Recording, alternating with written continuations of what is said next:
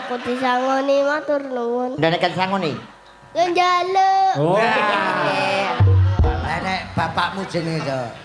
Cendra anake bapakku jenenge Joko angin tengrane neka senengane nulungi kanca aku di bapakku kaya Janaka. cah cilik jujur. Cah cilik jujur. Dra, ciri-cirine bapakmu piye? Dagelan kundul jenenge mondol. Jenenge Mondol. Bocahe untune mbedosel. Untune mendoso. Mondol kaene ngompol. Mondol kene ngompol. Nek petuk, nek petuk.